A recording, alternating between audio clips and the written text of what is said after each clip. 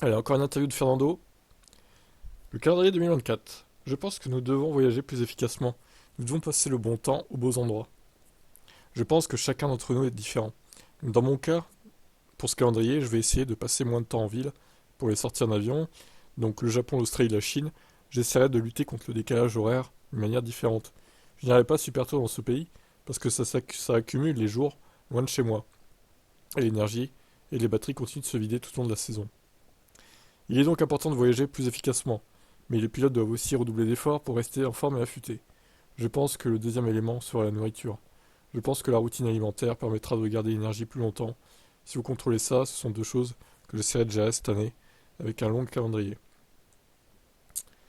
Alors, moi, ce que j'ai envie de préciser, c'est que je dirais que le calendrier 2024 est mal fait, oui. Il aurait pu être mieux optimisé, mais encore une fois, ils ont raté l'optimisation. Je comprends pas pourquoi. Alors aussi, on m'a dit dans le live que j'ai fait il y a quelques jours là, j'ai découvert qu'on m'a dit que le Grand Prix d'Australie était à 5 heures du mat, heure française, d'accord? Au lieu de 7 heures habituellement, en fait. 5 heures du mat. Bah là, ça nous rappelle en fait le Grand Prix d'Australie des années 2000, hein, qui était à 4 heures du mat, voire des années 90-2000 quoi. Je comprends pas pourquoi il est si tôt. C'est incroyable quoi. 5 heures du mat. Franchement, j'hésite à me lever pour le regarder hein, en direct. Il faudra vraiment voir comment se passent les deux premières courses, on va dire. S'il y a du suspense pour la victoire et tout. Mais si c'est encore l'autre là qui écrase tout le monde, avec sa fusée Red Bull, moi je me lèverai pas à 5 heures. À la limite, je le mettrai sur Twitch en diffusion vers 9 h 10 h quoi. Comme j'avais fait pour le Japon en 2023 quoi. Mais pas à 5 heures du mat. Enfin là, va falloir vraiment voir comment se passent les deux premières courses, hein. Je vous le dis, hein. C'est des horaires de merde, vraiment.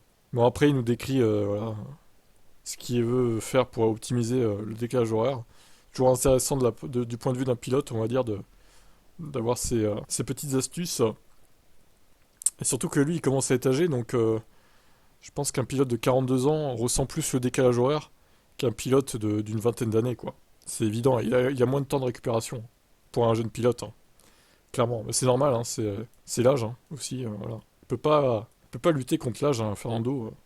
C'est comme ça, hein. Allez, ciao.